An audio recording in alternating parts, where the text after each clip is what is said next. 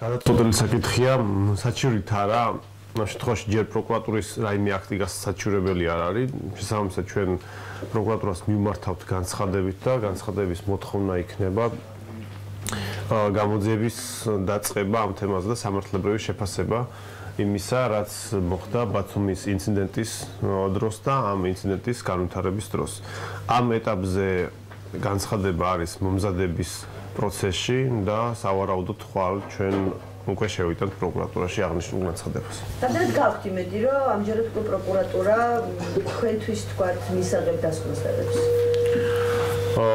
ვერ გეტყვით ამას გვიჩვენებს მოვლენების განვითარება.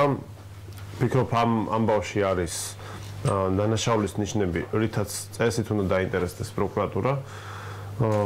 წინასწარი შეფასების გაკეთება ალბათ რთული იქნება, რა გზით წავა პროკურატურაში გამოძიება, დაინახავს თუ არა პროკურატურა ამ ამბავში დანაშაულის ნიშნებს. ჩვენ ვხედავთ.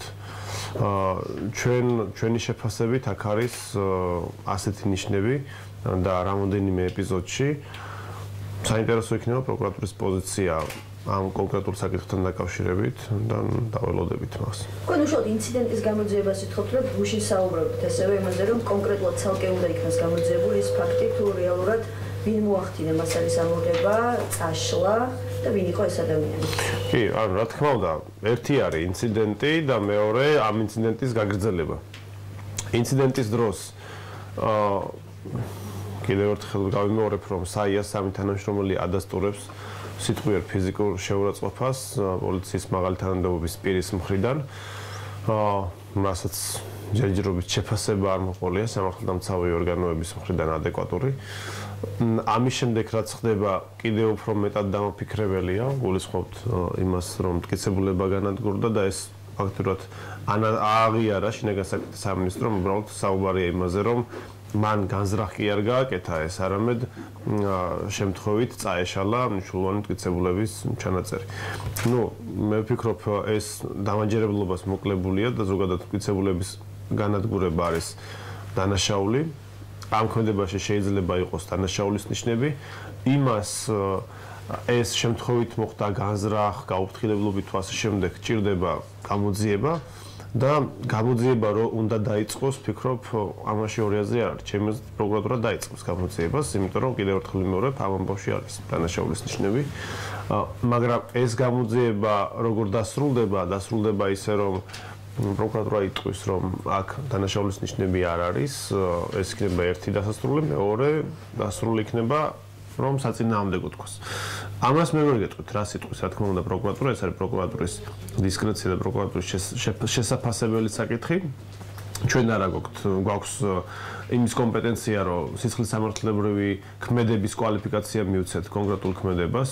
მეკითხებიან, რომ აი ხო არ მიმართავთ თქვენ სასამართლოს, რომ დადგინდეს დანაშაული, უბრალოდ ასეთ მექანიზმს საქართველოს კანონმდებლობა არ იცნობს და არ ითვალისწინებს, რომ კონკრეტული პირი, არასამთავრობო ორგანიზაცია იქნება ის თუ ფიზიკური პირი, უფლებამოსილი იყოს სასამართლოში სამართალდამცავი ორგანოების მონაწილეობის გარეშე თავად მიმართოს სასამართლოს და მოითხოვოს დანაშაულის კვალიფიკაცია მიეცეს სხვა პირის ქმედებას. ესეთ მექანიზმს, ვიცით თქვენ ალბათ, რომ საქართველოს კანონმდებლობა არ ითვალისწინებს, დანაშაულის კვალიფიკაცია ეძლევა თავდაპირველად სამართალდამცავი ორგანოების მიერ ჩატარებული გამოძიების შედეგად ქმედებას და ამის შემდეგ უკვე საქმე იგზავნება სასამართლოში და საბოლოოდ სასამართლოს გადასაწყვეტია, რა თქმა უნდა, არის თუ არა რაიმე ქმედებაში დანაშაულის ნიშნები და ჩაიდინა თუ არა ვინმე დანაშაული, ეს უნდა გადაწყვეტოს სასამართლომ გამარტყუნებელი განაჩენით, მაგრამ სასამართლო ამ გადაწყვეტილებას ვერ მიიღებს სამართალდამცავი ორგანოების შეფასების გარეშე.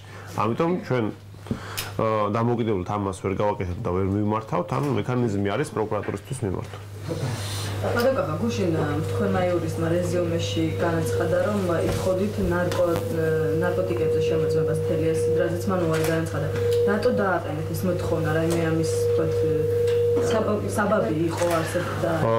კი, ან როგორც ჩვენ თანამშრომლები აცხადებდნენ, ბატონი ვალერიან თელია არაადეკვატურად იქცეოდა მათი განცხადების თანახმად, ამიტომ მათ დაინახეს ამის საჭიროება და მოითხოვეს ნარკოტესტზე მისი შემოწმება, რთული ნარკოტიკული შემოწმების ჩატარება ოფიციალური განცხადებითაც მიმართა საიას აჭარის ფილიალმა და ჯერჯერობით უარი ამ თემაზე, ამ მოთხოვნაზე. გიდასტურებთ რომ ესეთი მოთხოვნა დაყენებული იქნა და გამომდინარეობდა ის იქიდან რომ კიდევ ერთხელ საიას თანამშრომლების შეფასებით, რომლებიც ამ ინციდენტის შემსწრეები იყვნენ, ცოტა არაადეკვატურად იქცეოდა პოლიციის თანამდებობის პირი. რადგან იმ შემთხვევაში თუ პროკურატურისგან ანალოგიური დასკვნა მიიღეთ, რაც შინაგანსაკუთრებთა და სამართლის მინისტრიებთან და აპირებთ თუ არა საერთაშორისო ორგანიზაციებისთვის მიმართვას და მაგრამ უკვე მომხდარ შეფასების პროცესზე საქმის დეტალების გაცნობას. ამას გვიჩვენებს მოვლენების განვითარება. როგორ განვითარდება მოვლენები, საერთაშორისო ორგანიზაციებს რა გითხრათ, მაგრამ დაინტერესებული საზოგადოება, ვინც არის უცხოელები მათ შორის, გვეკითხებიან ამ თემაზე ჩვენს მოსაზრებას და ჩვენ ვეუბნებით მას, რასაც ზოგადად ქართულ საზოგადოებას ვეუბნებით.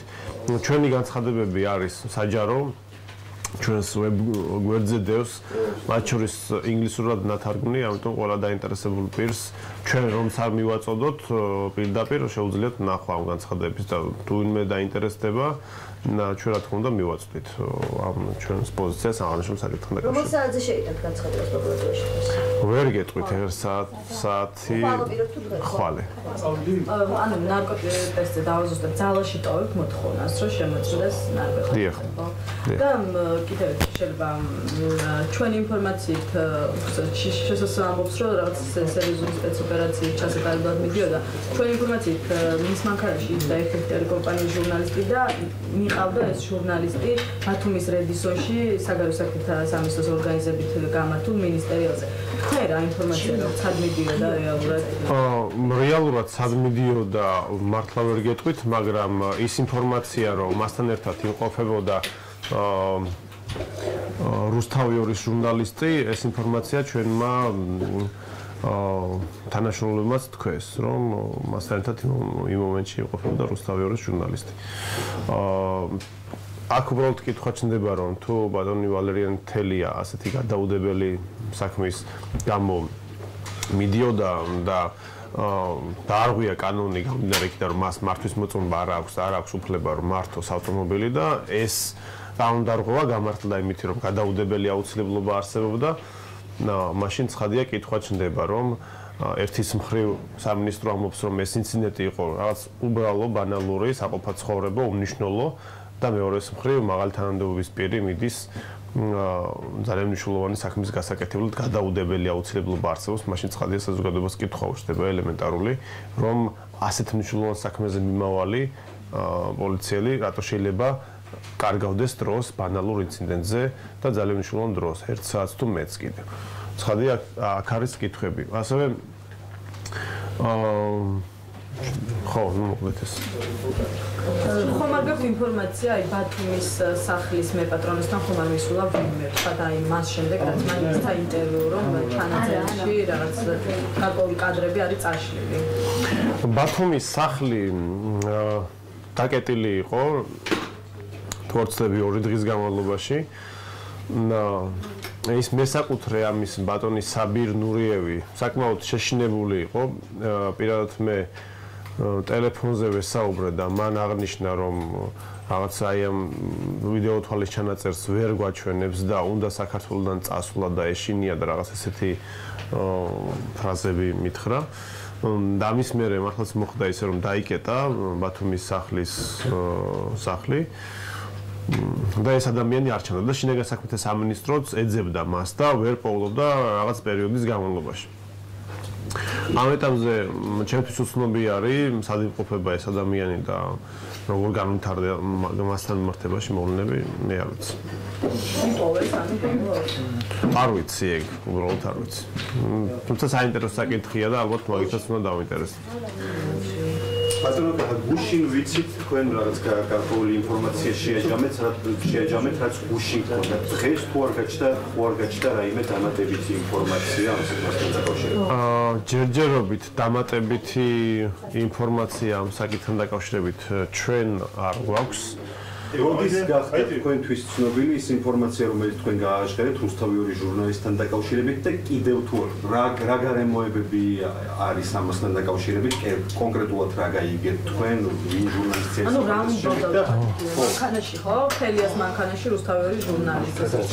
ეს არ ვიცი, ალბათ ამ კითხვით თქვენ ბატონ ვალერიან თელიას უნდა მიმართოთ ან რუსთავიორის იმ ჟურნალისტს, რომელიც მასთან ერთად მანქანაში იმყოფებოდა. ჩვენ ამაში რაღაც საგანგაშოს ვერ ხედავთ, რომ რუსთავიური ჟურნალისტი შეიძლება მაღალი თანამდებობის პირის მანქანაში იმყოფებოდეს. უბრალოდ ის არის გაუგებარი, რომ განსაკუთრებით მნიშვნელოვანი საქმის თუ გადაუდებელი აუცილებლობის დროს მიმავალი მაღალი თანამდებობის პირი იმყოფება ჟურნალისტთან ერთად. არ ვიცი, ესეთი რა დავალება უნდა შეესრულებინა მას, რომ თავად დაждდა მართვის უფლების არ მქონე პირის საჭესთან და თან რუსთავიორის ჟურნალისტების გაიყოლა, არ ვიცი. არც ის ვიცი, არიან თუ არა რუსთავიორის ჟურნალისტი დაკითხული გენინსპექციის ან შინაგან საქმეთა სამინისტროს მიერ, რომელიც ინციდენტის ადგილას იმყოფებოდა და შეეძლო ალბათ დანახვა იმისა, რაც მოხდა. ეს ინფორმაცია ჯერჯერობით ჩვენთვის ცნობილი არ არის, პირადად ჩემთვის. ხო, ეს არის. და რა მიზნით იმყოფებოდა მართლა არ ვიცი. სხვადასხვა გუშინ შინაგან საქმეთა მინისტრმა თქვა, რომ პოლიციის მუნდირი დაიწყო, ისი ვალდემუნიც იყო თელეო და მართლაც ალბათ რაღაც უბრალო მოქალაქესაც არ აქვს, ხო, თქვა უფლება ესე მაღალ ჩინოსანს მეკოდეს პოლიციის სიკვდილის შეურაცხყოფა მიაღწიოს. ალბათ თქვენი მწვანის პრინციპი იყო რაღაცა ცხადია, ამას არავინ არ ამბობს, რომ პოლიციელისთვის, არა რიგითისთვის, არა მაღალთან, არავისთვის უბრალოდ ეს სტანდარტი მოქმედებს ნებისმიერ ადამიანთან მიმართებაში, რომ შეურაცხყოფა არ უნდა მიაყენო არავის. მაგრამ ამ შემთხვევაში ჩემი თანამშრომლები ამბობენ, რომ შეურაცხყოფას მათი მხრიდან ადგილი არ ქონია, პირიქით შეურაცხყოფა სწორედ პოლიციის თანამდებობის პირის მხრიდან მოდიოდა, ამიტომ მეც მაინტერესებს მართლა ვის მიაყენა შეურაცხყოფა თავიდან. ეს საინტერესო ამბავია, მაგრამ უფრო საინტერესო არის ამ მოვლენების განვითარება.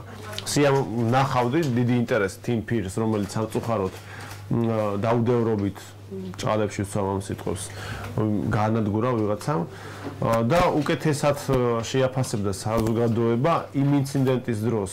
ვინ იყო პროვოკატორი, ვინ რა სიტყვით მიმართა და ხმოვანი ჩანაწერი ალბათ არ იყო, მაგრამ არიან მაგის სპეციალისტებიც, რომლებიც თუ ახლო კადრი არის პირის მოძრაობის მიხედვით გაერკვია მიახლობით მაინც ტერმინოლოგია და ანუ ზოგადად საზოგადოებას უკეთესად შეეძლო შეფასება იმ ამბავის, რაც მოხდა. ასევე თვითონ განადგურებული თუ შემთხვევით წაშლილი მტკიცებულების აღდგენის საკითხიც როგორც ჩემთვის ცნობილია, ტექნიკურად ეს შესაძლებელია ხოლმე და ამ შემთხვევაში ეს რატო ვერ მოხერხდა, აქაც არის კითხვა. ხო, მოკლედ ამ ამბავში არის ბევრი კითხვა და ბევრი პასუხგაუცემელი კითხვა. ერთ დეტალს ავზუსტებ და ის თუ გაქვთ ინფორმაცია, თქვენ თქვით რომ რამდენიმე თუ დაიკეტა, ეხა უკვე გაიხსნა მათუნის სახლი. არ ვიცი მართლა, საინტერესო არის გადავამოწმოთ მაგას.